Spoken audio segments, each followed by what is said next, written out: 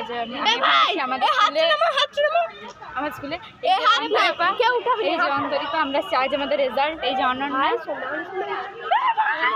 এদিকে বলতে হয় কী করতে হবে, এই যে অস্মিতা, এই সুস্মিতা, এই যে শ্রেয়সী, সুপ্রিয়া কি হাইটের হয়ে গেছে এখন। তবে তুই কী করছিস তো লম্বা ইংলি ওকে দেখানো হয়ে গেছে। তো আমরা এখন অনেক ফটো তুলে নিয়েছি আর আমাদের রেজাল্ট গার্জেন মিটিং, এত গর্ব করছে রেজাল্ট, গরম লাগছে।